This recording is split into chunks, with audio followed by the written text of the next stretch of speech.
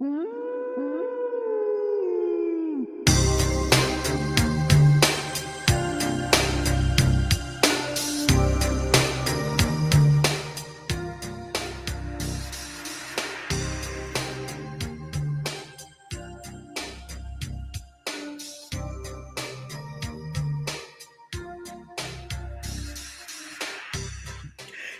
3 Wrestling Podcast.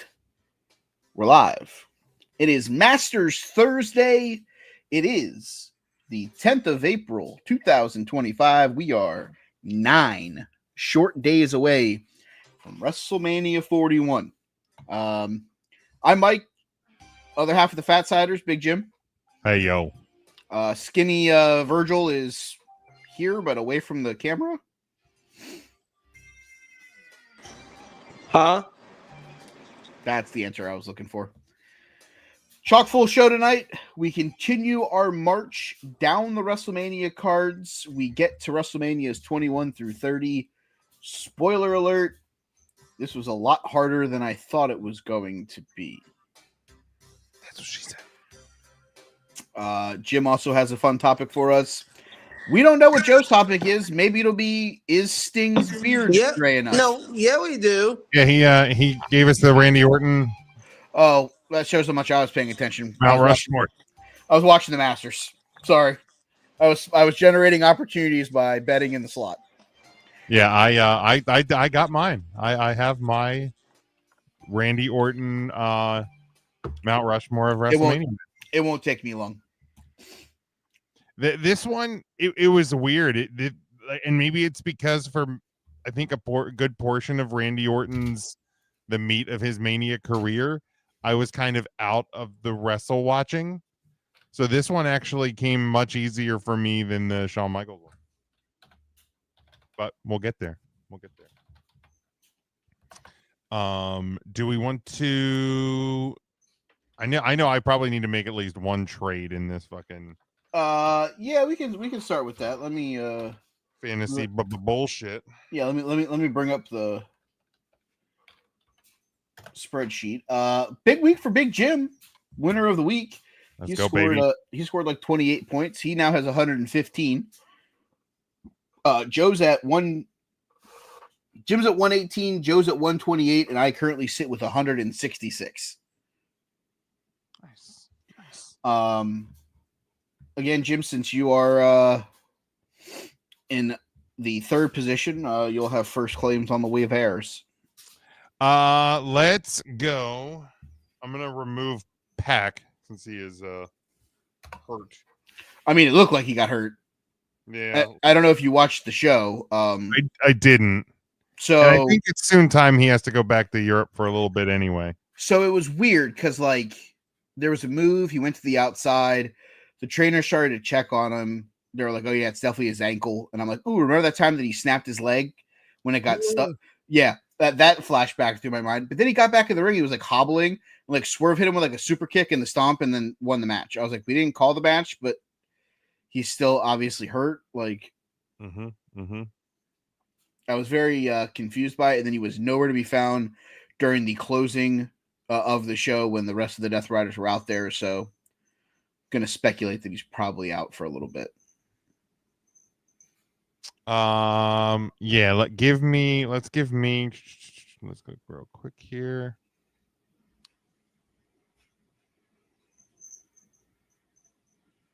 And let's do, I'm gonna go Powerhouse Hobbs. Powerhouse. All right, so Jim takes Powerhouse Hobbs.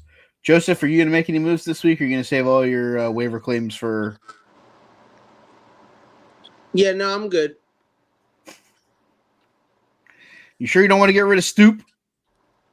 Who? Ledge? Oh. No, because him and Christian are going to end up winning matches. It's fine.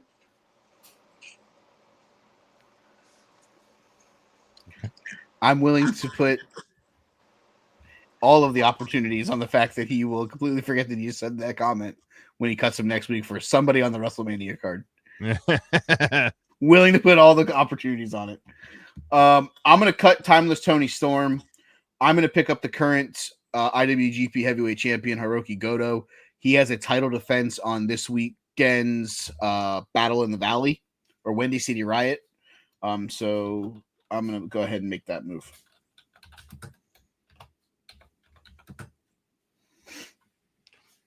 Do we know who all's competing in this friggin' gauntlet match Yes. tomorrow?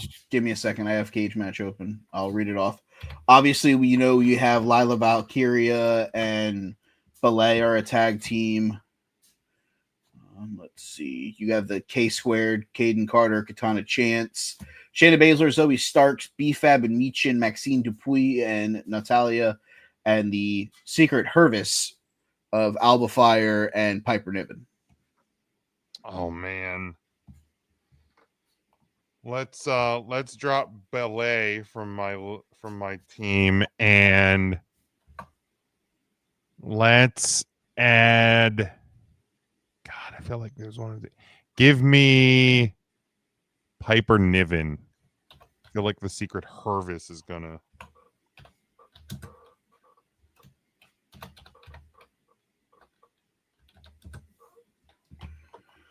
All right. I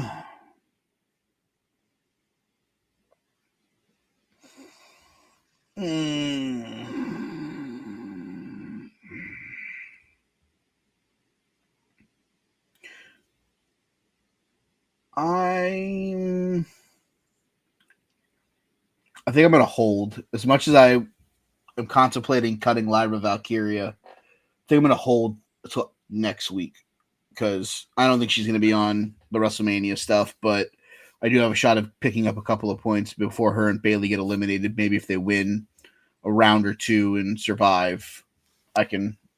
And last move I'll make then is drop Claudio Castagnana. Uh-huh. And I'm going to take the Alba Fire. Because if I think they're going to win, better double dip, baby. I might as well double dip and get in on both sides of the Secret Hervis. Honestly, underrated name. Tim, like, here's the thing. I love it.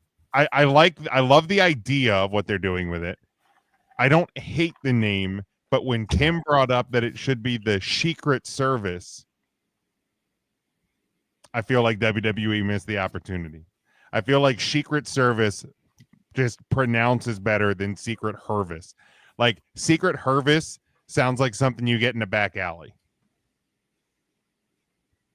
Like, I legitimately thought it was some kind of tomato. Like, every time you said it, I was like, Hervis, what? I'm sorry, but if you start saying secret, you're like, oh, Shiki baby, I break your back. The Hulk Hogan. Hulk 2. I mean, you could do worse. You could do worse. You could. You 100% could. Pure Fusion Collection. There we go. How do we want to do? Let's go with Randy Orton. All right, let's kick it off with the Randall Orton. The Randall Orton. Joe, this is your topic. Yeah, I thought this was gonna be fun. We'll probably do another one next week too. Love it. WrestleMania season, right? So I thought it'd be fun for us to come together and decide the come together. Oh, they come.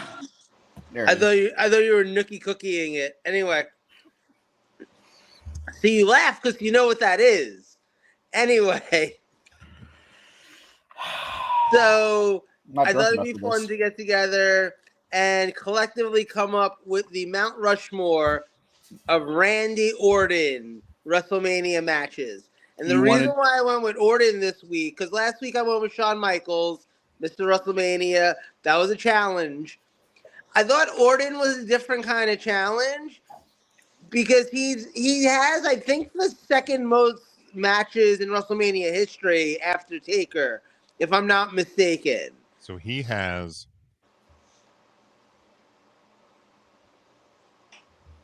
It's a lot. He has 19 WrestleMania matches. Yeah. So he is, because I put out the full list. Because last week I felt like I was having to do too much of a journalism on the back end, like trying to see what all the matches were. So I got the full list. He wrestled in WrestleManias 20, 21, 22, 23, 24, 25, 26, 27, 28, 29, 30, 31. And then he was off for 32, wrestled in 33, 34, 35, 36, 37, 38, off for 39 when he was injured, and he was back at the last one. So he has literally only missed 2 WrestleManias since WrestleMania 20. That's wild. That's insane. And the thing, though, so it's like you got to dwindle that down now to 4 matches. Yep. But also, if we're being real, there's a lot, like, there's as many great matches in that 19 as there are crap matches. There are some stankers in there. So, like, I almost think that the challenge here is figuring out 4 that are, like, really, really that good that they deserve this level of, like, way above all the rest. I do have in my head a number 1 and a number 2 that I think are, like, belong on the list no matter what. Okay. And you guys might agree, might not agree. I don't know. I would love to hear one of you guys put out a number 1, though. You want to start it off, Mike? Or you want me to nominate one?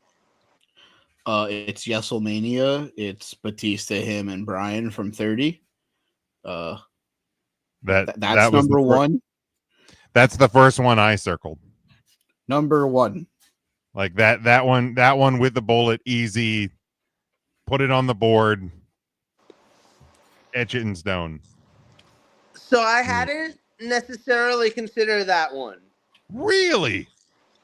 And I'm gonna remember last week. It's more of a Bryan moment than a. It was a Bryan moment. Okay. And that's the only reason why that one didn't necessarily come to the top of my head. Like, it's in, like, quality-wise, easily in the top 5. I can't wait to nominate the fucking Fatal 4-Way from fucking WrestleMania 34 with him and Jinder Mahal. Oh, baby. Can't fucking wait. Here we go, boys. Strap in. The Jinder. Swipe it, baby. I'm not ready to commit to the 3-way. All right, let's put it as one that, like, nominee. A nominee. Yeah, let's put it as a nominee. I'll submit a nominee, and it's the next year at WrestleMania when it was Randy Orton versus Seth Rollins, arguably the coolest RKO of all time, with the launch off the back. But it was really good, and obviously there was more for Seth Rollins later that day. But I thought this is a really good match between 2 incredible hands. Yeah, I love that match. That was one of the coolest moments. It's probably one of my favorite Manias that we had gotten to go to. I feel like when I was putting together in my head the top 4, that wasn't one of my 3 that I was like, oh, I would love to definitely see these 3. Okay. But it's one that I'd be okay with being at number 4. So, like, again, this is another one where, like, if we want to nominate it right now, but also, too, if you guys want to put it on, and we, like, I can go with that also, because I think that there's still room for the other 3 that I have in my head, so. We can put it as a nominee. Mike, are you keeping track of the nominees? Okay. Why is he dying? Why are you dying? What happened? It's an off-air conversation. Oh, okay. All right. Heard. I'm in a group chat with the guys from baseball, and someone that we use way too much DoorDash. We kind of called him out for it, and he sent a screenshot of the stuff that he ordered, and he's getting razzed so hard in the chat right now. He spent $30.47 on select-a-size paper towel 4-count and 2 sodas. We're like, what is going on? So he's just getting dragged through the comments right now, and I've been away, so I'm catching up on 145 text messages. Oh my god. Continue. So the first Orton match that I'll throw out there because I think this is one of the best matches of his entire career, and is why it's like the first one that came to my head. Cody Rhodes and Ted DiBiase? No, close. Not really. I tried. It's him versus Mick Foley.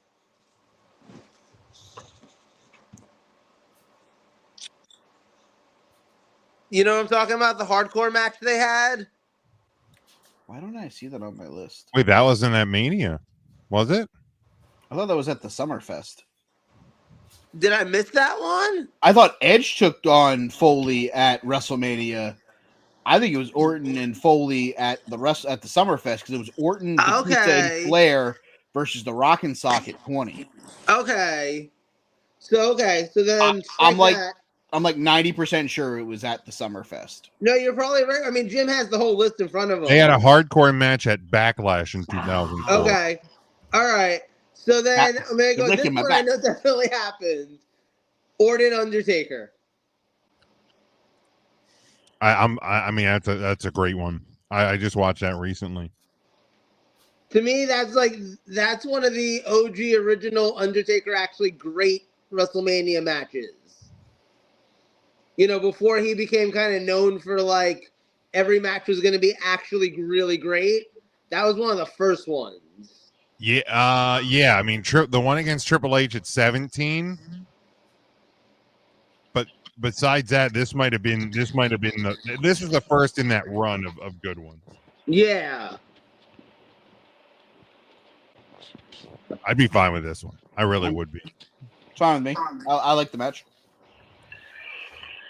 So Undertaker from 21 on the Mount Rushmore. Let's see. I'm gonna go ahead. I'm gonna nominate. Ooh. I don't want to nominate any of these. I will say, since apparently I was completely off about him wrestling Mick Foley at WrestleMania, I'm a lot more okay with letting the Seth Rollins match up on here. Okay. Let's see. Another one I had as a nominee is the main event WrestleMania 25 against Triple H.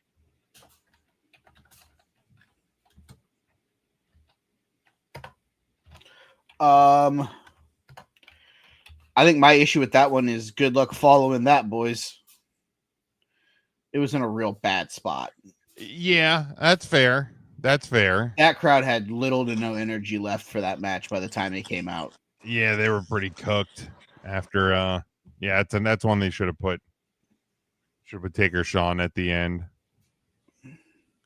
The wild thing is you start to look at it and for a guy who, I mean, there's a lot of, I mean, you had the Evolution match against Rock and Sock Connection, a Money in the Bank match that he didn't win, right? No, that was won by Kennedy. What do you guys think about the Edge match from Pandemic Mania? If there's a match that you're gonna sit here and tell me was meant for somebody else more than the Daniel Bryan match, it was the Edge match from WrestleMania Pandemic.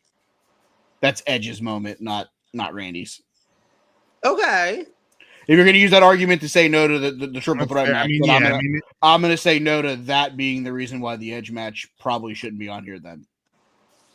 That's fair. I think it's a fair nominee. Sure, we can put it on the list. Because the match itself is really, really good. And again, in a very hard circumstance. Mm-hmm. You had two guys that were really good against each other. But man, there's a lot of stink. I mean, I'm going to tell you right now, we have 2 spots left, and Rock and Sock versus Evolution. Right. Let's start talking about matches that aren't going to make it. Right. Yeah. Smell You Later, Money in the Bank that Kennedy won. It was the third concept of that match. Didn't care for it. WrestleMania. Let's get both of the Bray Wyatt matches off. Smell you later. 26, 26 against Cody and Ted. Smell you later. All right, get it off the board. 27 against Punk. I don't remember that match, and I don't know if I've ever seen it or remember it. So if there's 3 big wrestling fans that can't really remember it, cross it off.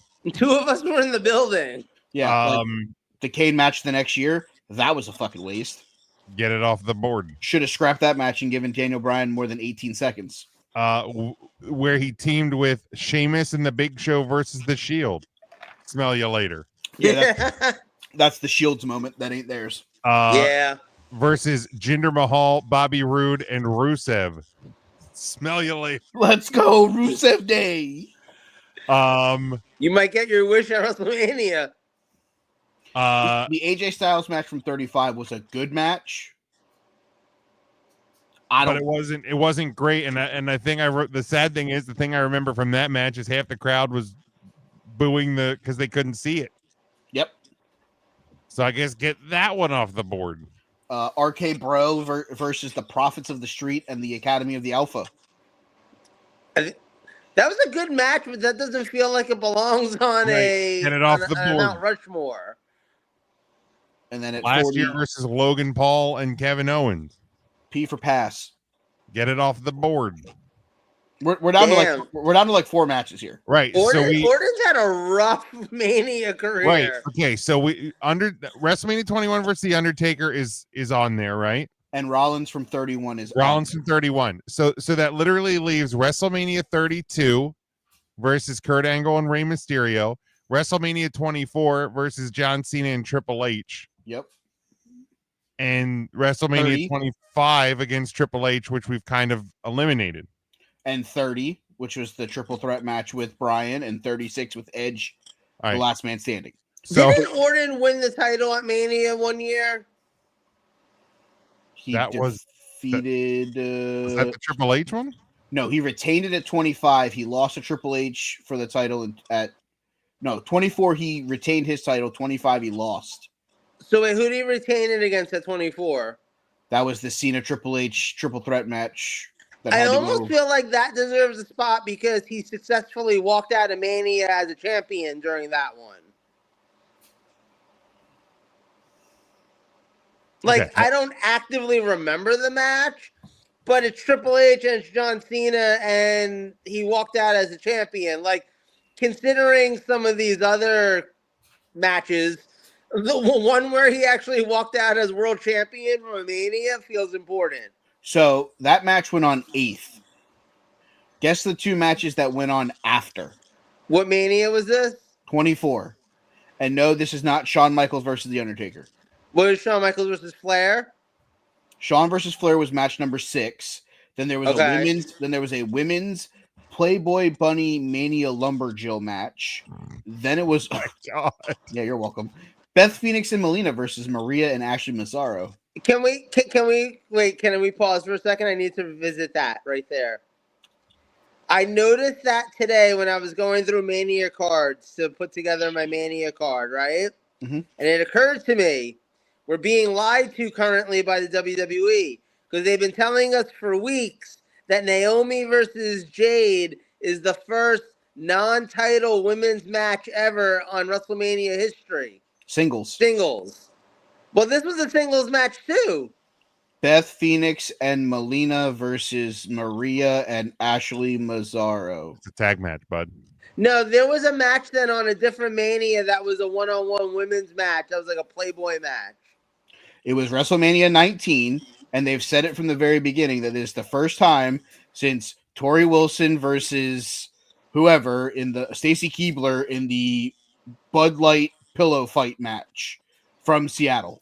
But also, this is the first women's singles match without a stipulation or a title. Correct. Ever.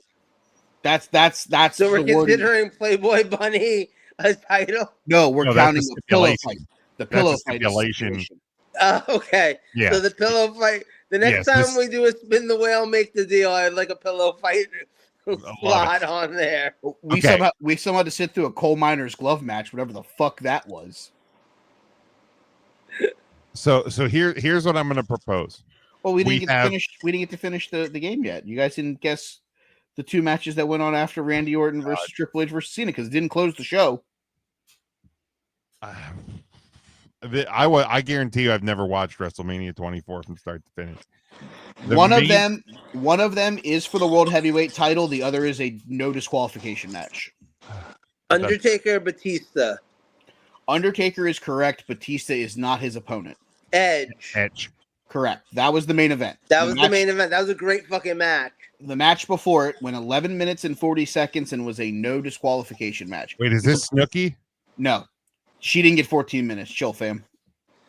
And she definitely wasn't in a no DQ match. 11 minutes, 40 seconds. It's a pretty memorable match. Really? Oh, depending on who you ask. Was Umaga in this match? Negative. Is Crispin in this match? Crispin's already dead. Okay, I forgot. I'm pretty sure he's dead. That doesn't mean he wasn't in the match. Is it? I heard he was riding the New York subway today. Is it a tag match or singles? It is a singles. It is a no disqualification match. I don't want to give you any more clues. If I give you any more clues, at Mania 24, I looked at all these cards today. Why don't I remember this? JBL, Vince McMahon, Shawn Michaels. No and no. Wait, this isn't. No, this isn't Lashley. Nope, that's not the Battle of the Millionaires. I didn't think so. That's why I asked Umaga. JBL versus no. You guys give up? I give up. I don't think I've ever watched this Mania start to finish, so I definitely give up. I got nothing.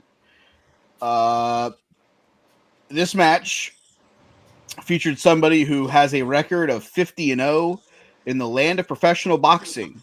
It is Floyd Money Mayweather versus the Big Show. Yep, I probably fuck me that match. And the crowd went mild. All right, so here's my proposal. We have Undertaker at 21 and Rollins at 31 locked in. Correct. So we have two other spots. Correct. We have two triple threat matches. Correct. And we have two matches that are basically Randy Orton participating somebody else's moment. Right? Well, no, then we have three triple threat matches. One of those being somebody else's moment. I'm kind of breaking apart the four matches we have left. So I'm basically putting WrestleMania 22 versus Kurt Angle and Rey Mysterio, or WrestleMania 24 versus John Cena and Triple H. To which, if I'm looking at those two against each other, I'm kind of in Camp Joe, where I'm like, at least he won the match. Dude's walking out as a world champion. Like, how many guys have? I mean, there's, I guess, been 40 that have walked out as world champion leaving WrestleMania, but how many of them have won the title at WrestleMania? He didn't win the title; he retained. Or he retained it. So that's even less. Yeah, how many have retained that? Yeah, there's actually probably less. So, like, there's been at least the last 4 out of the last 5 years because Roman Reigns doesn't lose at WrestleMania. That's fair. Also, that's just one guy. But then there would be less. There's even less. I see what you're saying. But I'm voting. I'm lending my vote to the WrestleMania 24s. All right, triple threat 24. All right, so let's lock that one in. If I could type, that'd be great. I fucking can't. I can't fucking see. So now we're talking. We're down WrestleMania 30. Daniel Bryan, Batista, Randy Orton, or WrestleMania 36 versus Edge. I'll let you guys. I feel like you guys were a lot more passionate about the Daniel Bryan match than I was necessarily about the Edge match. So I mean, WrestleMania 30 was on my list, and like as good as the Edge match is, like being a part of one of the more memorable main events, because it's a losing effort either way. Yep. But like being a part of one of like the most memorable moments, and again, not their fault, but with a crowd, like with a live energetic crowd, to me, I feel like 30 just feels better all around. I also lean 30 because, and I hate to do it like this, and I hate to break the kayfabe, but they probably filmed that Orton match over a couple of days. The Orton Edge match. That match was like, oh, we're gonna go, and then you guys take a couple of days off, rest up, and then we'll come back and hit this next spot. It really felt like it was a motion picture more than a wrestling match. So for that being said, and with the stipulation being a last man standing match and things like that, Orton played such a pivotal role in that entire lead up to that match at 30, with the whole corporation and, trying to keep the Yes movement down and all of that stuff. I feel like it was just more of Randy's character work leading into 30, I think gives me more of the reason why I pick it than anything else. I mean, yeah, you guys have sold me, like, honestly. There we go. On this day, we sold Joseph. Wow, now you sound like a pimp. All right, so our official Mount Rushmore of Randy Orton matches is The Undertaker at 21, Seth Rollins at 31, the Triple Threat match from 24, where Triple H and John Cena lost to Randy Orton, and then the WrestleMania 30 Triple Threat, Daniel Bryan, Randy Orton, Batista. There we go. Batista. So kind of break up the two Mania topics here. I'll dabble my hand first. So I have 5 hot takes that we can kind of do agree, disagree. If we want to do any discussion on them, we can go a little bit short for them. Don't want to go too long for them on them. But I made these up. And I will start with this one, and it's one that I thought of while watching AEW Dynasty this past Sunday. Wait, AEW had a show? They did. It was an event that happened.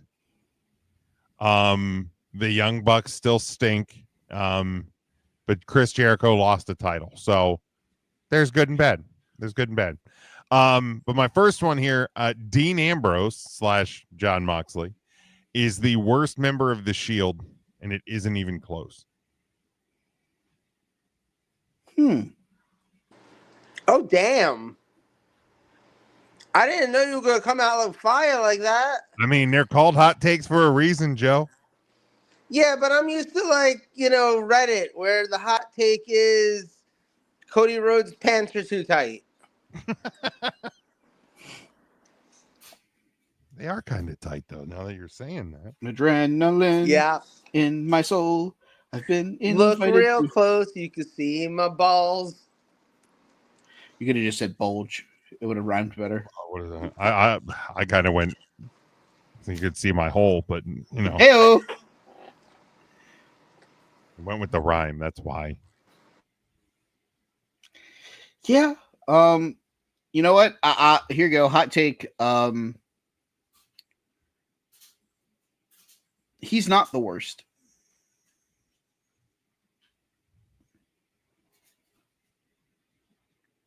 Strongly disagree. Okay. The worst member of the Shield is the guy who broke the Shield up. It's Seth Rollins. Okay. You're taking a different angle on it than I see what you mean. I see what you mean. When you're looking at it really from kind of just a pure the Shield moment or Shield angle, where I'm just looking at members of the Shield and I'm looking at their body of work kind of before, during, and after. That's how I came to mind. I like the way you approach that, though. I mean, for me, I'd even argue, and I'm sorry if this feels like a cop-out, but, like, I kind of don't feel like there is a worst of those three. Like, I feel like all three men, one of the most impressive things about the Shield is that it's the only group ever where all three men went on to become the potential that I think was seen for them when they were put together as a group. You know, that like almost never happened any other time with any other stable, pretty much in history, you know, and the Shield did that. So, like, I don't even know that you give a best to worst ranking on the Shield. I think that they've earned equal footing in a lot of ways. All right. I don't hate that either. So you guys are both disagree in different ways. All right. Next one, similar vein. Mercedes Moné is the worst of the 4 horsewomen, and it isn't even close. Yeah, dunk. Yep. Yep. Check. So easy. Check mark. Her promos are trash. Her matches are okay at best. She's been carried to all of her good matches in WWE by insert wrestler here. I'm staring at you, Bianca Belair from WrestleMania 37. All we had to hear about is how great that match was. Bianca could have had a great match with a broomstick because that's about what she got out of Mercedes Moné that night. Yeah, Bayley's better in ring. Charlotte's better in ring. Charlotte's a better promo, even if she's had 39 Botox surgeries. Becky clears, I think, all of them, with maybe the exception of Bayley. Yeah, I'm check mark. Joe? Yeah, that's easy. I'm not even sure that Charlotte's the least likable anymore because, like, I don't particularly like Monet, like, in any way. I like Monet. Monet. Sorry. All right. This one, and it's kind of, it's weird because the scope of what wrestling TV is now is so much different to kind of back then, especially compared to the example I'm going to use here. But WrestleMania and maybe even SummerSlam to a degree need more quote unquote throwaway matches with little to no build. Thinking of like Bulldog versus Warlord from WrestleMania 7.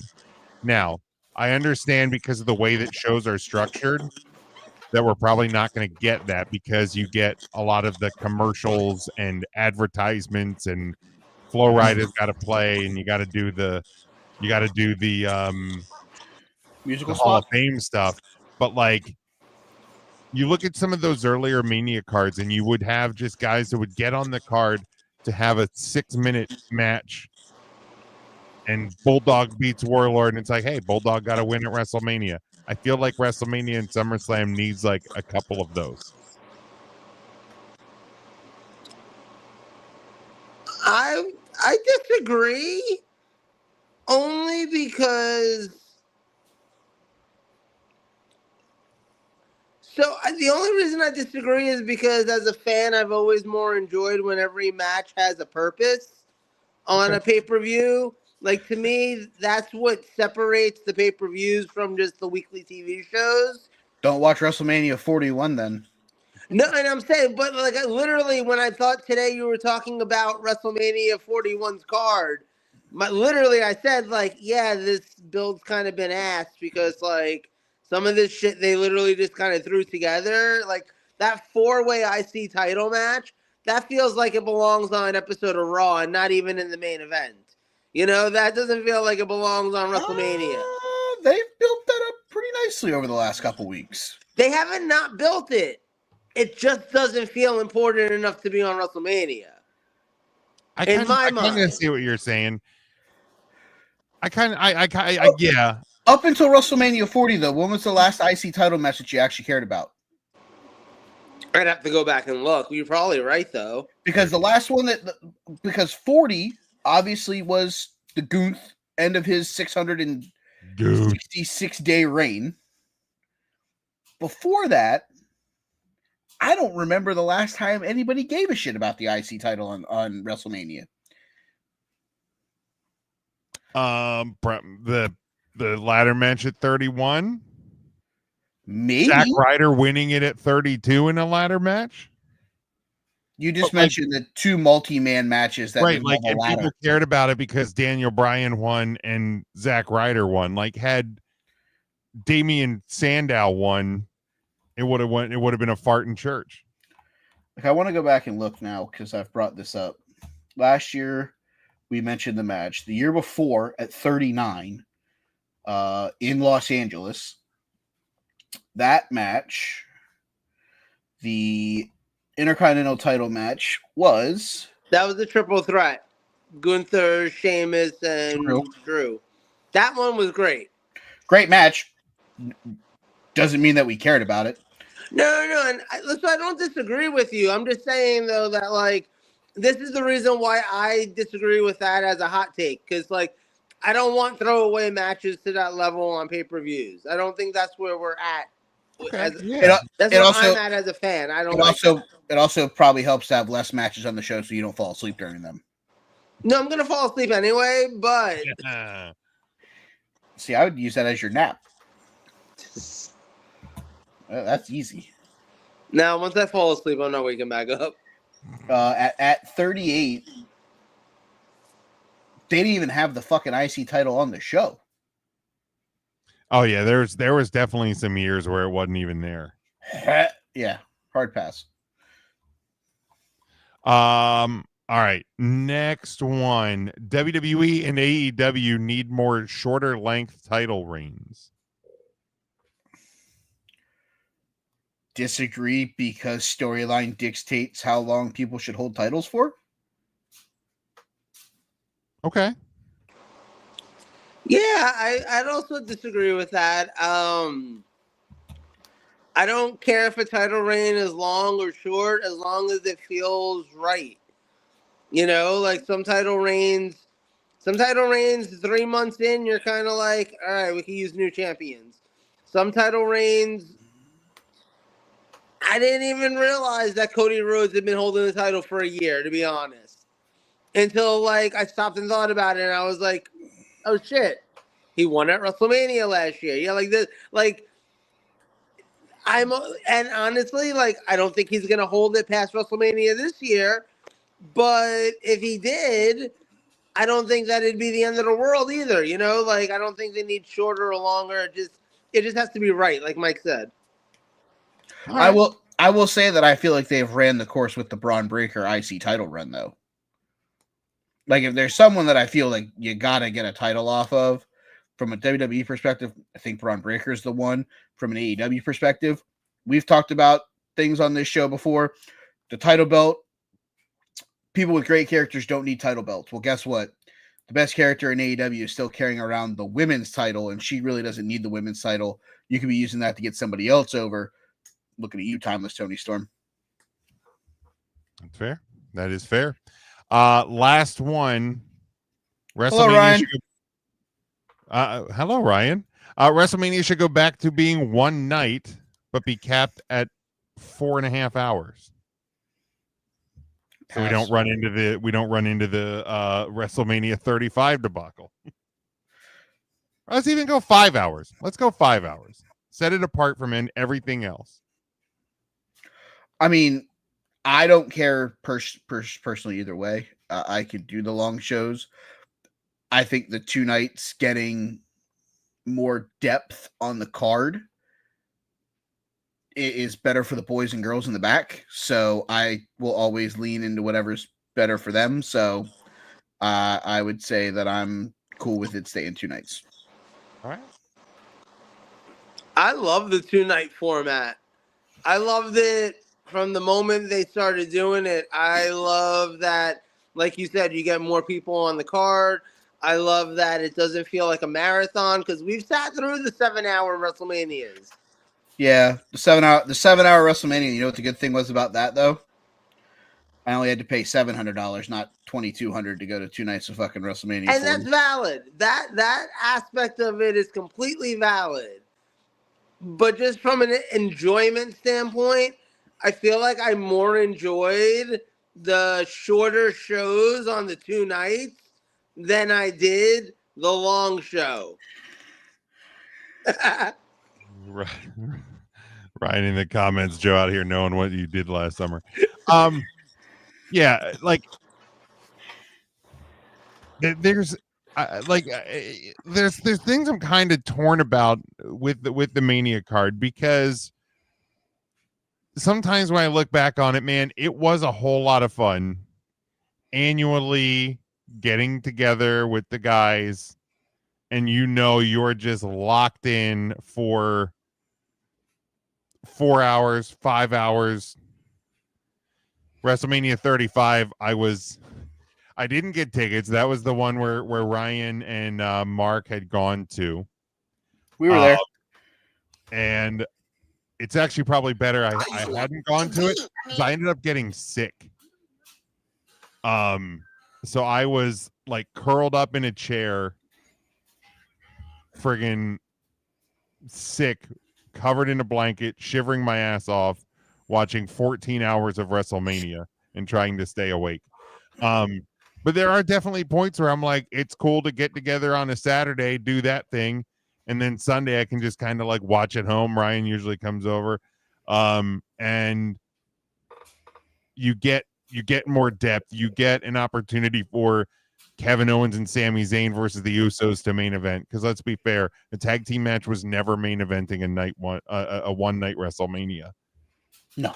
So there are definitely things I like about both, but sometimes I'm a bit nostalgic for just give me a Mania, a single big huge show for WrestleMania. But there you go. Those are my See, the way I look at that too is Coachella is 3 days. You know what I mean? Like a lot of these big events, like concerts and festivals and stuff, are multiple days. So like WrestleMania, it makes sense. It's Mania. It's multiple. That's fair. I can't get behind having a Coachella reference to WrestleMania. I just can't do it. What about Woodstock or chewing? I just can't get behind having a music. Like they don't stop Flow the Rider. Super Bowl at halftime and tell us to come back tomorrow. You should. Well, sometimes maybe. I mean, I'm just saying, because you guys start talking about Coachella and Woodstock, next there'll be another 45-minute musical performance on both nights of WrestleMania this year. I don't want to fucking hang myself. I am kind of happy they've done away with some of the musical performances. I'm good on listening to Flow Rider tell me the club can't even handle him right now. What if it's The Weeknd this year? Oh, I'm out. You know, bro, there's like Weeknd 13 song. people left in this crowd in Atlanta watching the Phillies and Braves post rain delay. You remember the Weeknd song from last year? That shit was stuck in my head for 6 months. Oh, it's yeah. Yeah, I'm good. And I can't see you in my dark. Yeah, that thing's still living there, man. Mike, you're not the Weeknd, you're the Tuesday. You're goddamn right, I'm the Tuesday. Grr, Mondays. That'd be a great band name. Monday morning quarterbacks. No, I like Grr Mondays. Both are great band names. All right. We ready to go to the topic we've all been waiting for? Heck yeah. All right, this is our third installment of 4 total installments of the WrestleMania card, Super Card. This week, WrestleMania is 21 through 30. 10 total matches. I have a question. Did these 4 installments each cost $19.99? If you call in the next 15 minutes, you just have to pay separate process and handling. Oh, that's the way to do it. Had to have a tag match, had to have a world title match, a mid-card title match of some sort, a women's title match, and then our 6 wild cards. We'll do the title matches first, like we always do. Are you guys old enough to have had Columbia House accounts? My grandmother did. I never had one, but I remember them. My first 8 CDs I ever owned were from Columbia House for a penny each. Nice. By the way, 4 years ago today, smash them or stack them, smash them, pin them. Oh, cool. WrestleMania. I thought you were naming Demolition for a minute. 37. Yep. WrestleMania with the cardboard cutouts. Yep. Yes, Leroy. That actually may have been one of the funnest crowd moments that we've ever had. That was a blast. I love that one. I'm trying to see if I still have any pictures from it. I got them all over. They came up on. Look at your Facebook memories for today. Yeah, they're not up there. Oh. So, yep. All right. So, we'll start the tag title match that you have from 21 through 30, Mr. Jim. Tag title match. I will say this was the 9th out of 10 matches that I selected on my card. So you can see how well we're going to do here. And we're going to go to WrestleMania 26. It is a unified tag title match. I think it was less than 7 minutes long. Show Miz versus John Morrison and R-Truth. Hey, nothing wrong with less than 7 minutes. I'm playing. Holla, holla, holla. I'm playing. I do not have this as my tag match. I went a different direction. I also have a direction that is different from these minutes of 7. All right. Well, what are your 7 minutes for then, Joseph? I also had a hard time picking a tag title match, but I ended up going with the match featuring the Usos against Kid and Gabriel and Primo and Epico from WrestleMania 28. Okay. I went another direction. Day one-ish. I also had the Usos in mind, but I go to WrestleMania 30. Triple threat match that also include a fatal 4-way match that included Los Matadors, the Real Americans, Jack Swagger and Cesaro, Big Hager, we, the people, and last but certainly not least, the Paul Heyman guys themselves, Ryback, Curtis Axel, and Ryback. Let's go. Wow. Ryback. Wowza. I forgot all about Ryback. You're welcome. Dude, what if fucking Ryback and Curtis Axel show up at the end of fucking WrestleMania night 1? Paul, you owe us favors. And they reform the Shield 2.0 with Seth Rollins with fucking Paul Heyman as the manager. No, hell no. Oh shit. All right, our mid-card title. Yo, the mid-card title match was some bullshit also. This is a hard one. You're welcome. My 8th match out of 10 that ended up on my card. It was the U.S. title from WrestleMania 22. It is JBL versus the Invisible Man. Chris Benoit for the U.S. title at WrestleMania 22. I didn't have that in my full roster, but it's in my Bowflex position. Jesus. Hold on, I gotta find the fucking. There it is. Reviews and comments made by Joe do not reflect Mike, Jim, or the Take 3 Wrestling podcast. Just gotta remind everyone there. All right, Joe. Shoulder day. You know what's funny is JBL is also in my mid-card title match. It's him versus Rey Mysterio from WrestleMania 25. That match is like 19 seconds for the record. But I really wanted Rey Mysterio on my card, and I thought JBL belonged. And like I said, it was hard picking an IC title match, so I was just like, fuck it, 25 seconds, let's go. I have a different IC title match. Mine is from WrestleMania 28 in beautiful Miami, Florida. Cody Rhodes versus well, it's the Big Slow. The Big Slow. I had to do something with a mid-card title. I don't fucking know. It was, dude. It was a rough one. Well, the problem was, I feel like this pocket of WrestleManias was the one where you had so many of the same people in a lot of the same spots. So like once you selected, an Undertaker match, that Yeah, you lost eliminated a lot of pieces. that eliminated a lot of your main eventers. And like once you picked a Randy Orton match, that eliminated a lot of main event and a lot of big match. So like this one was real difficult. I concur. Our women's title matches. I will stay at WrestleMania 22. This was my sixth match out of 10 that I had selected. And this is Mickie James taking on Trish Stratus. Same.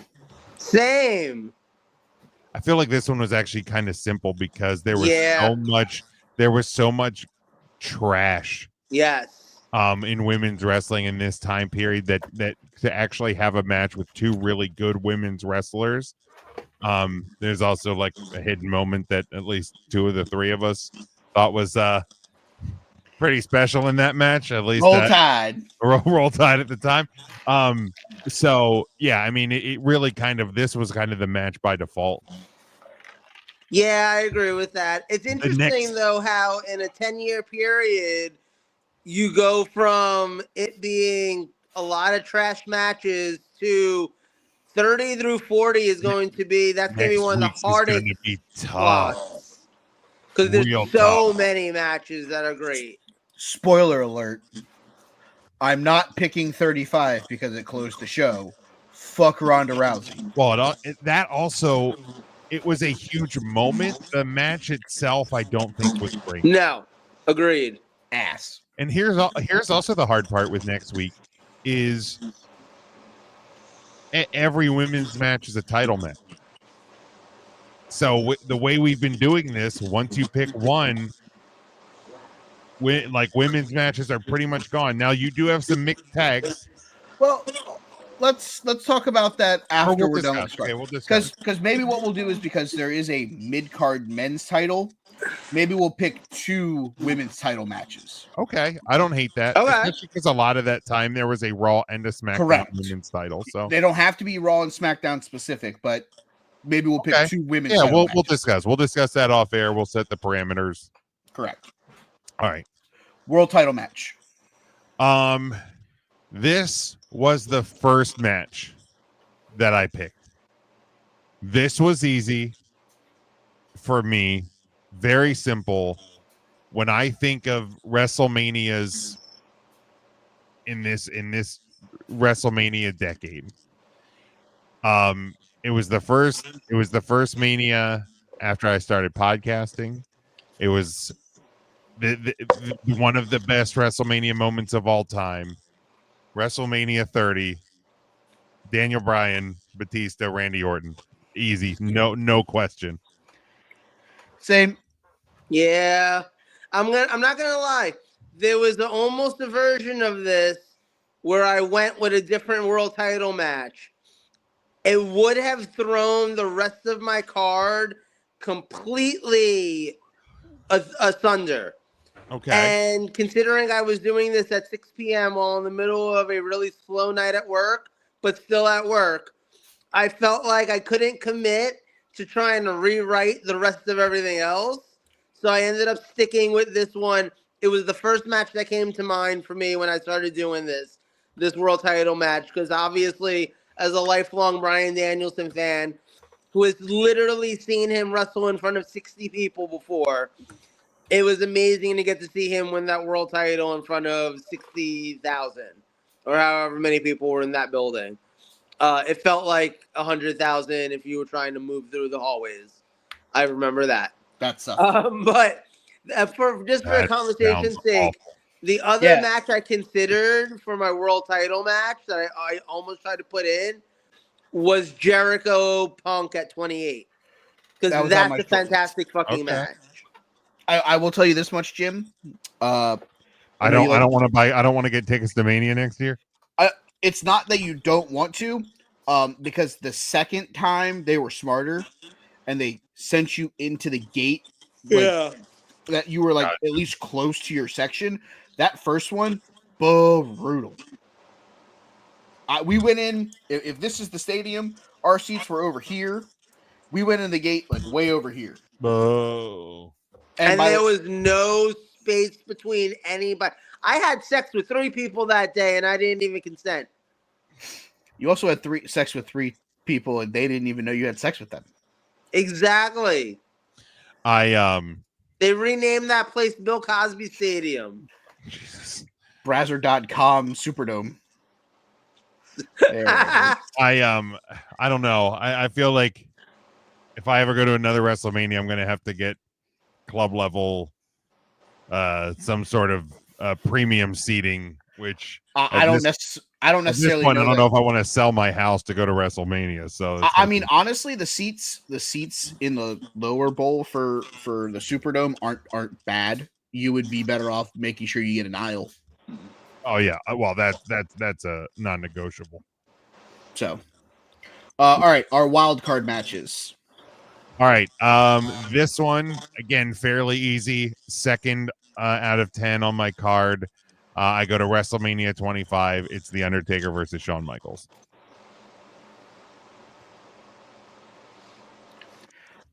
I don't have it on mine. Yeah, I don't have that on mine either. Okay. I went a different route with my Undertaker match. Me too. Joseph? I went with the Hell in a Cell from WrestleMania 28 between Triple H and Undertaker. End of an era, even though neither one of them stopped wrestling after that. And Shawn Michaels was the special guest referee, but I do have him in a match other than that. That is why I asked for that clarification earlier today about that. Okay. I assumed that it was him. Yeah. Jim has a really good match. Joe has a really good match. Both of their matches have one thing in common. The Undertaker? The Undertaker won. I have the one in 21-1. WrestleMania 30 against the Beast Incarnate. Eat, sleep, suplex, repeat. Give me The Undertaker versus Brock Lesnar. That match may not be the best technical wrestling match you'll ever watch in your life, and you may watch portions of that match and just go, I think he's dead. And there was a shot that he actually was dead. But for a streak of that nation and duration and build to end in this portion of this card, I felt like we had to pay homage to the man who actually was the one in 21-1. So Brock versus Taker gets the nod for me in my Undertaker match. All right. That being there, that's one of the craziest moments. That was nuts. I will never forget the moment thinking to myself, oh shit, how embarrassing, they accidentally rang the bell. And then the graphic comes on and you're like, what? What? No, what? Like, it was wild. That was wild. Yeah, no, that's one of those, when I tell people I was at that WrestleMania, they're like, what was that like?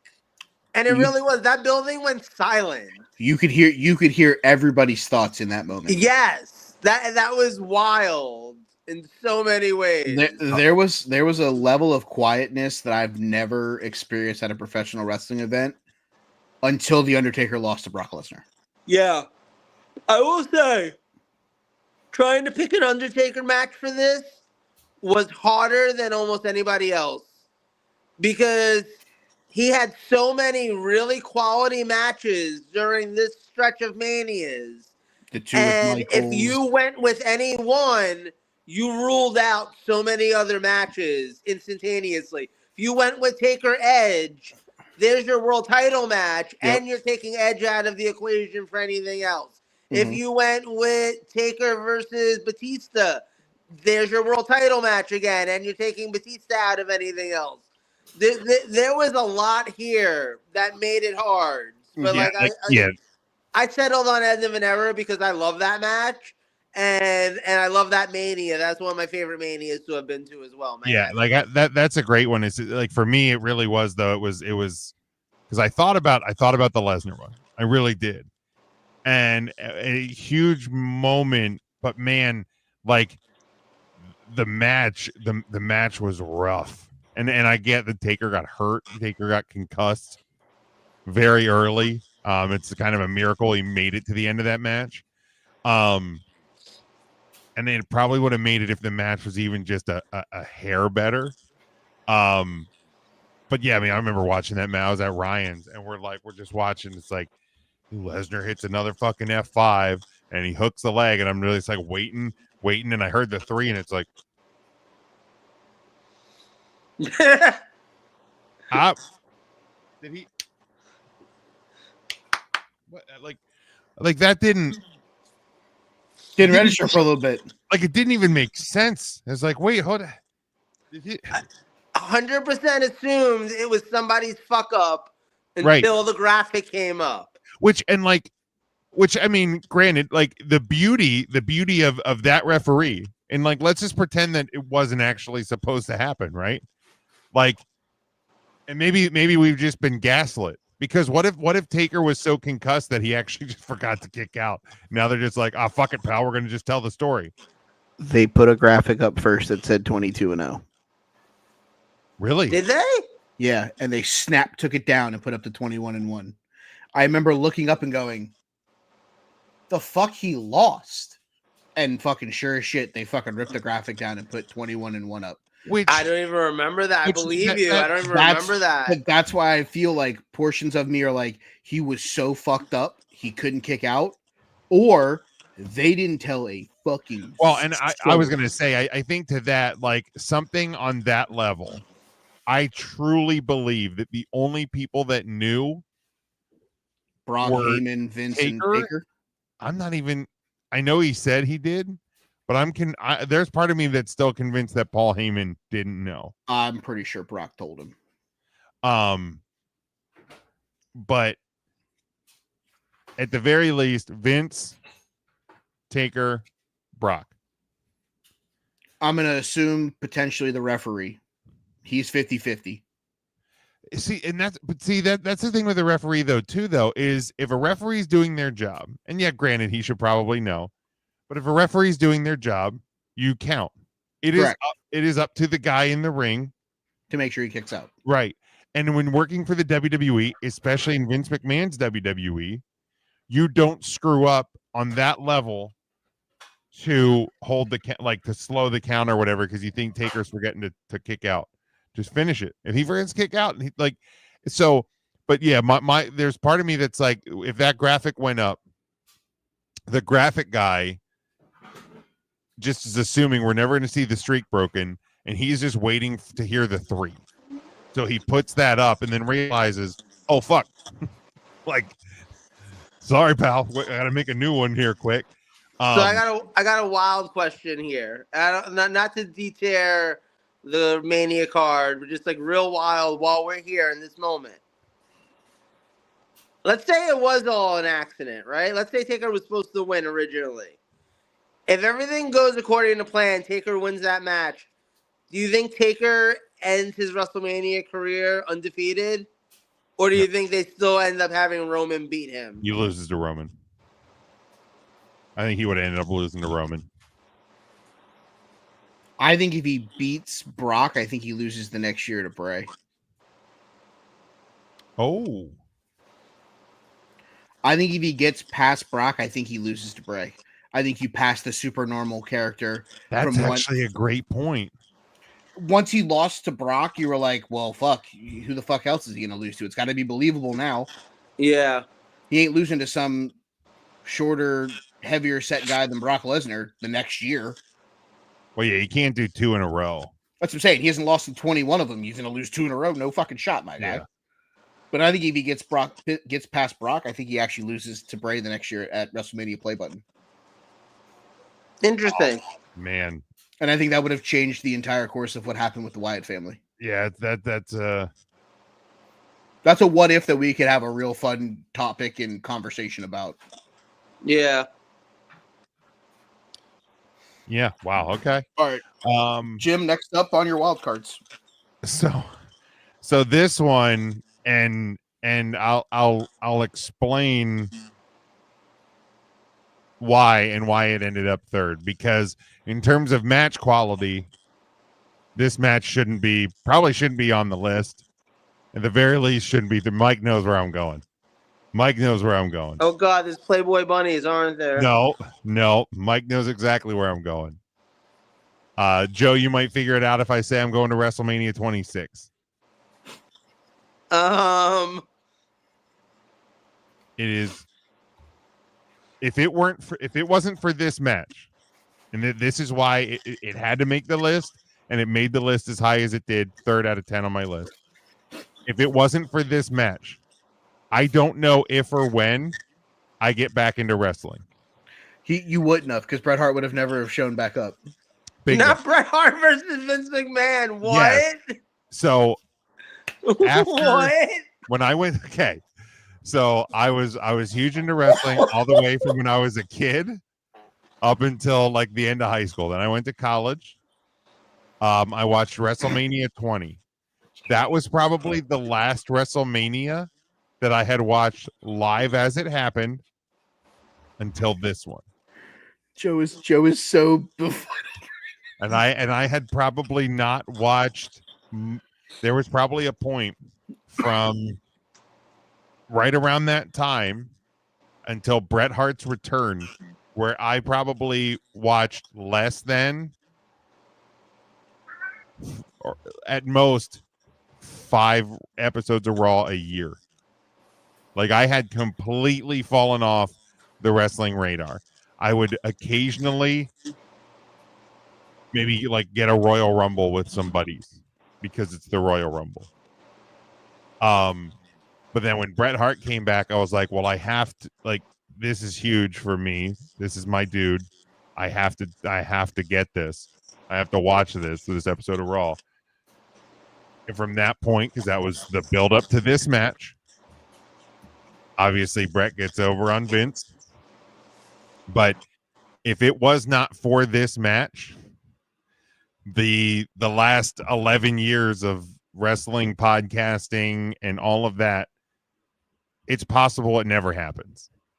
So I may have never met you guys. You know what I mean? The course of my life, I tie back to this match, because after this, I was locked back in, and I was back on board with professional wrestling, and it was off to the races. But yeah, if it's not, because again, look, I admit this match, the presentation, all of it not good, Bob. Really not great, good. Bob. Like, not great, Bob.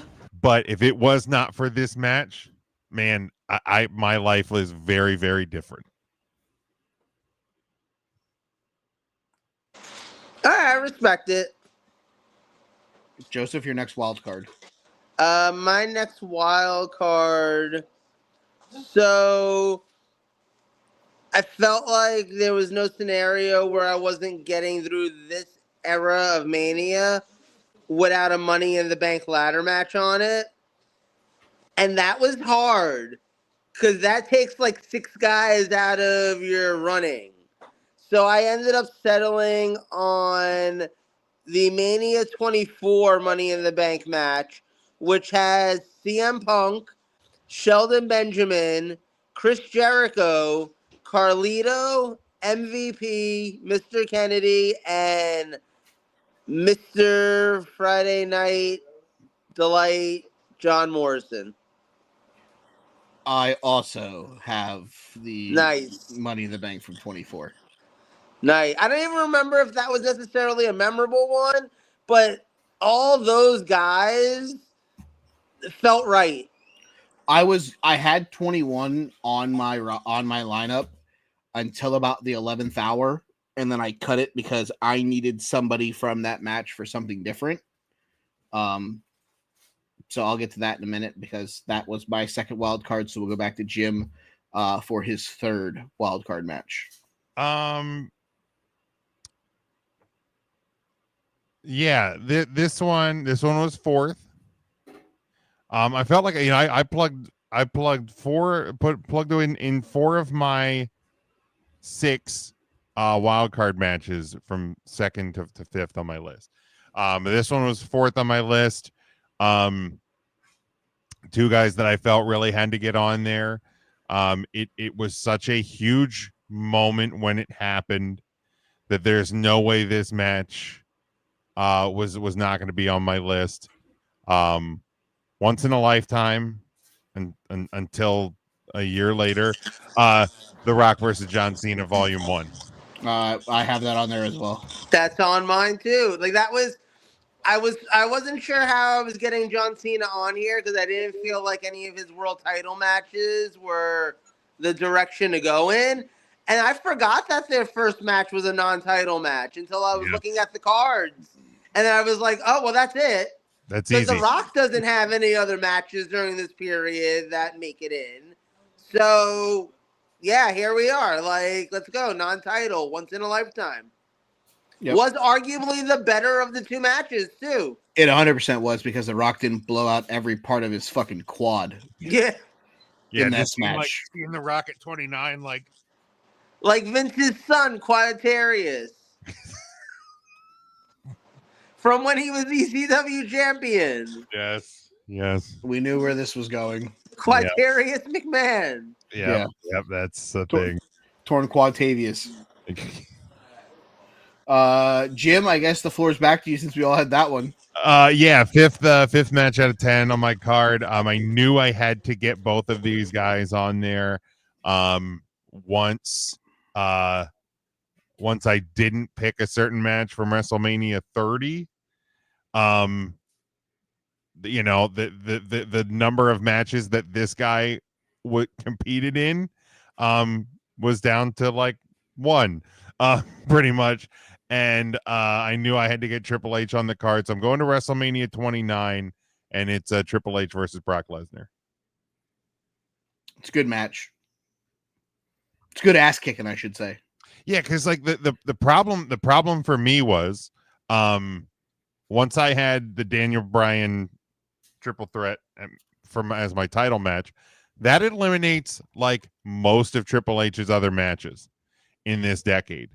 And I couldn't have gone to the opener of WrestleMania 30 because Daniel Bryan's already off my list. He gone. So yeah, like it pretty much was a process of elimination of this is basically, I think it was like this, and there might have been one more Triple H match. Did he not have a match at like 26 or something? Sheamus. 28 and 27. He had a match against Sheamus at 27. Yeah, so, and it was like the Brock match was better. That I'm not disagreeing with. Joseph, your next one? My next one, let's see. You know what? My next one, I'm going to go ahead and throw out there, all politics aside,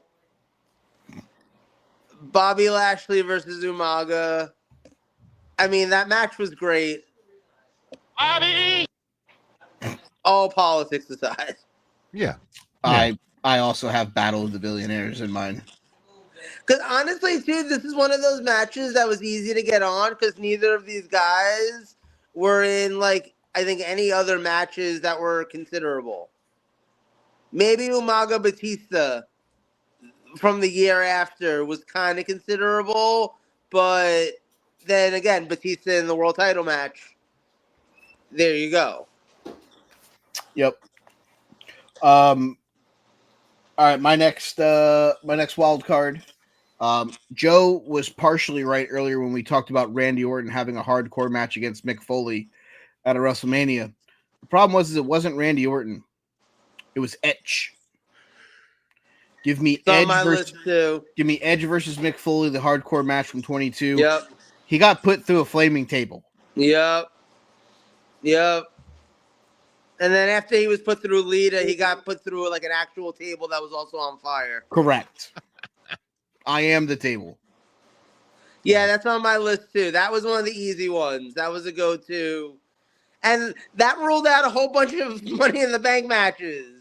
Because Edge. That was the one I took 21 off and put this match on and then, quote, settled for 24 because I had to have Edge versus Mick Foley. So truthfully, remember when I said earlier that I almost went with Punk Jericho for my world title match? I basically ruled out doing that because if I did that, it almost became impossible to find a Money in the Bank match. I don't think you would have. Yeah, no, and I felt like you had to have a Money in the Bank match for this time frame of Manias. Yeah, you'd have been real stumped if you put that match in. Yeah, exactly. Like that's like a, what do they call it with the March Madness? It's like a Bronco Buster. Close. I appreciate the effort there, though. I have one wild card left. Jim, I think you have two, right?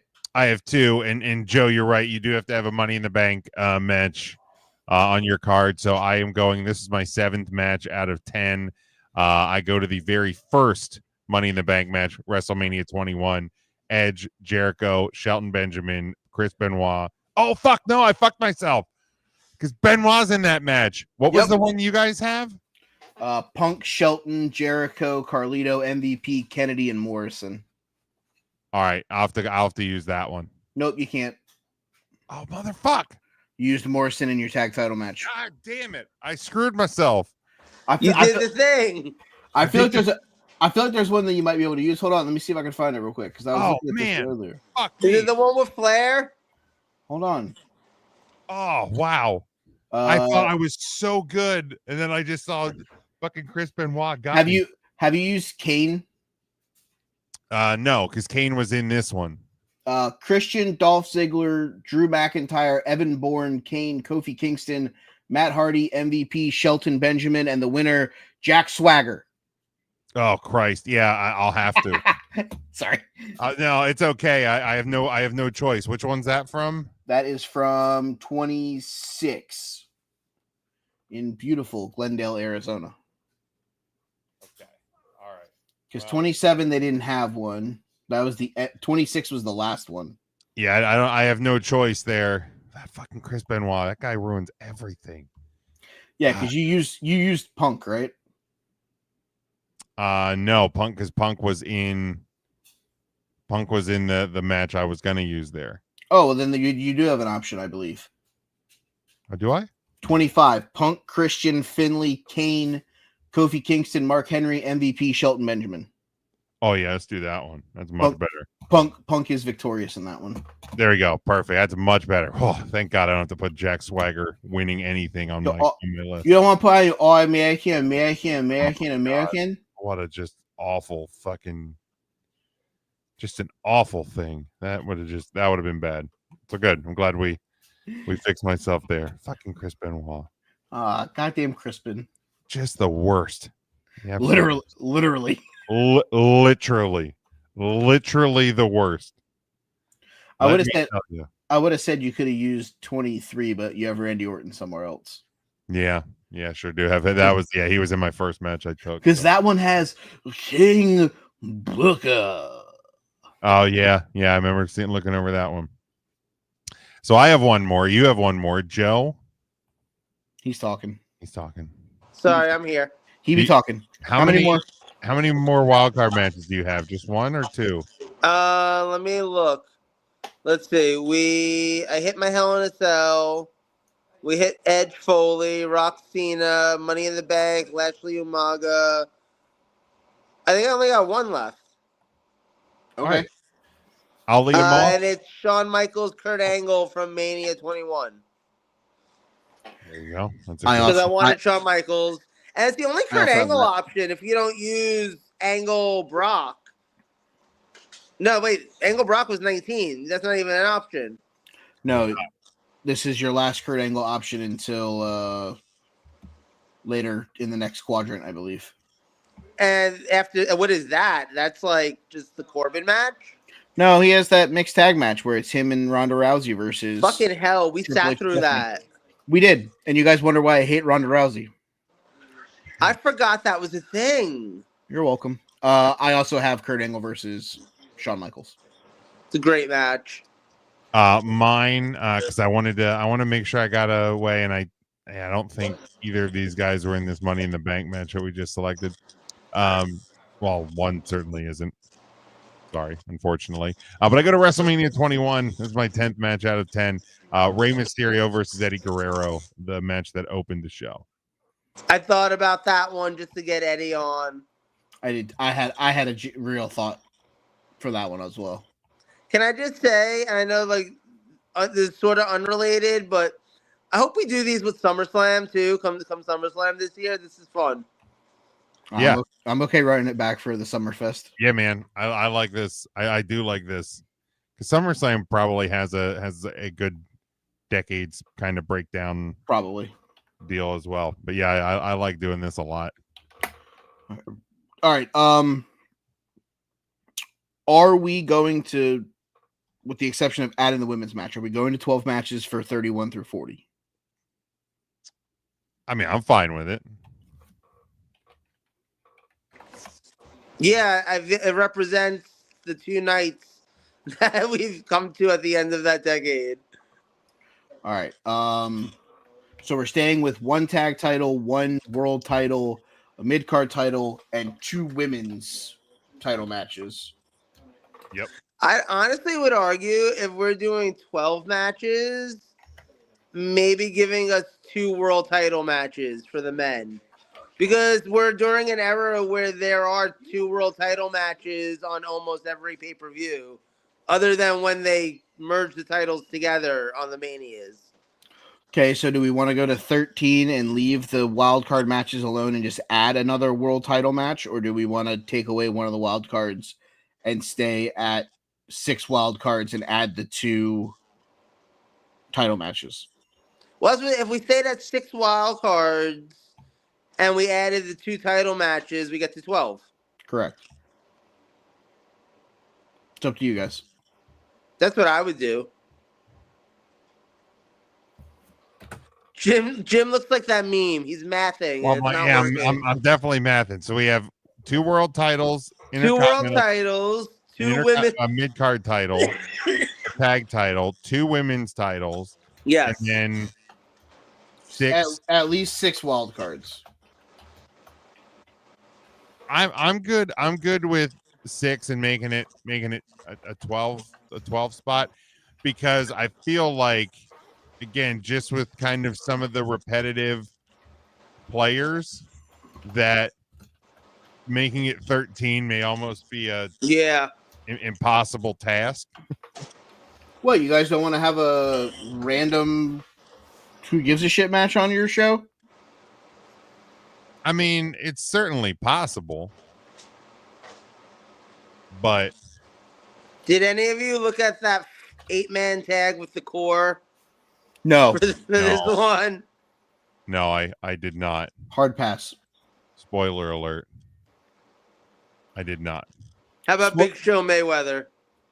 That was on the cutting room floor. I was real close. That one I kind of considered. I considered it, but I went with the Lashley Umaga match instead. I think that was the only one that I would have taken off for that one. And the only other match that I was on the cutting room floor, like trying to determine what I wanted to go with, was the Ric Flair Shawn Michaels over the Shawn Michaels Kurt Angle. That's valid. Had Brett and Vince not had to have made my card, something like Mayweather and Big Show probably would have ended up there. It's valid. It's kind of that junk food type match. I'm really glad I already put my first match on my WrestleMania 31 through 40 card. Oh, motherfucker. And I think I could fill out my second match right now too and just be all sorts of live. I know what my very first match is going to be. I already wrote the Boneyard match in, so we'll see you guys next week. That one's probably going to go on second, but it should be very easy to figure out in WrestleManias 31 through 40. Adrenaline, which match is going to end up as my number one. Cody Rhodes, and the worst part about it is that kills Roman Reigns for every other card. Yep. Well, that's true. I mean, it eliminates a lot of world title matches. I know that much. It eliminates the heist of the century. Oh, fuck my life. No, but it can't. I'm going to have to just deal with it, because how the fuck do I not put my first WrestleMania main event as my first match on the card. It's So wait, you know what the crazy thing is, right? You can put your first WrestleMania cash in. No. Here's the crazy thing. It's Sophie's choice because either you use the heist of the century and you kill Roman and you kill Seth, And you kill Brock Lesnar. which is fine, or you have Cody Rhodes involved. Because if you kill Brock and if you kill Roman and you kill Seth, you kill every match that Cody Rhodes has been in at WrestleMania since his return. Yeah. Well, if you're going to use Roman elsewhere, then it almost becomes you almost have to put Cody and Seth as a default in a wild card because of how good that match is. But nope, I already put it. Spoiler alert! It's already on my board, and I will have to work from there as I build this for next week because it has to be. I can't wait to put 38 on there and then use Roman Reigns versus The Undertaker in that no holds barred match. We all thought he was fucking retiring. Yeah, yep, sure Fucking did. But man, it's already on there, and I'm going to have to deal with the consequences as I build the rest of this card out. But that's hell yeah. I already have the Boneyard match on there, so it is. That's probably going to make. You guys want to hit some wrestlers of the week, and then let's get out of here. Yeah. Wow, Joe really wants to go to bed. I could tell. It's almost only late. It is almost only late. I'm glad I don't have to be up in 5 hours to go to work. I've been in this chair since 7:30. Yeah. All right. I'll go first. Yeah. No, real surprised. Let me get our women's champion extraordinaire. The greatest thing about AEW right now, Miss Toni Storm. My God, you're a big bitch. She is the biggest star in AEW right now. She's goddamn the clip of her doing the Nantucket joke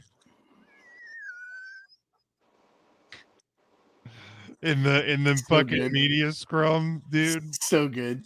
It's perfection. I have not seen this. Oh man, brother, hold on. Let me Big Mac put Adam Cole baby as my first pick. Your new True TV champion. I love that he won the Impractical Jokers title. I mean, not all of us can win the bioluminescent transcontinental title. Where's the audio? Oh, I haven't muted. You sure about this one? There once was a man from Nantucket whose cock was so big he could suck it. He said with a grin, wiping jizz from his chin, if my ear were a pussy, I'd fuck it. And now, any questions? As per my vintage, I have prepared a written statement. Tony Khan's reaction to the joke. Let's just live this one more time. There once was a man from Nantucket whose cock was so big he could suck it. He said with a grin, wiping jizz from his chin, if my ear were a pussy, I'd fuck it.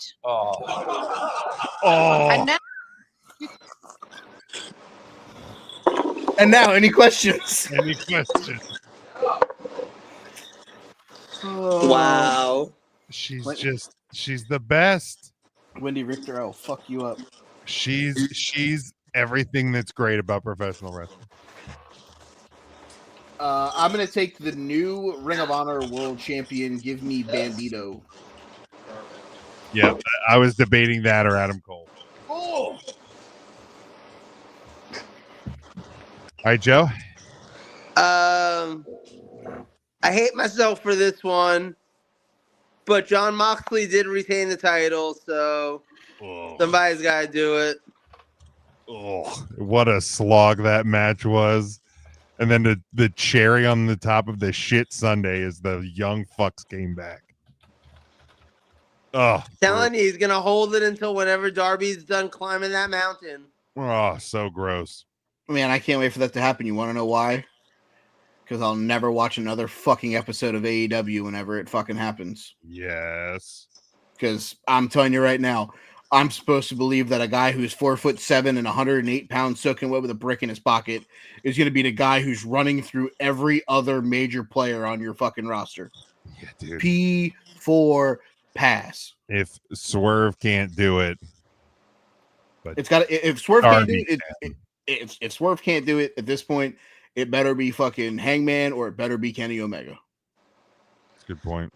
What if it's one of those like really twisty things, like lights go out, come back on, Sting is there, and hits the Stinger like Scorpion Death Drop, and then Darby gets a pin. Dolph Stop Ziggler trying to called. make fetch happen.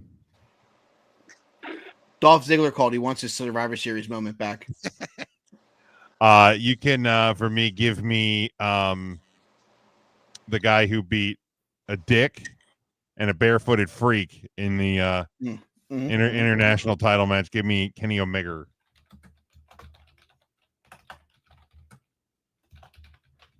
Fucking speed bag Mike Bailey out here fucking wrestling barefoot. Get the fuck out of here. That always makes my feet hurt. I fucking hate it. It's gross. Are we on the notion of they're unifying those titles? Absolutely. Him versus Okada at All In. Yeah. Okay. I just want to make sure we're all on the same page here because that's what I assumed the post match there was. The stare down was the lead into it. Yeah. Well, yeah, because then the moment happened where the Bucks came out and then Kenny came out and then Okada kind of ran around and then Swerve came out with a chair on the show. God, I can't wait for Darby Allin to win the title so I never have to watch that shit ever again. Yep. Can't fucking wait. They retained the AEW tag titles and in the process beat a guy whose name is Big Bill. Give me the Hurt Syndicate. There you go.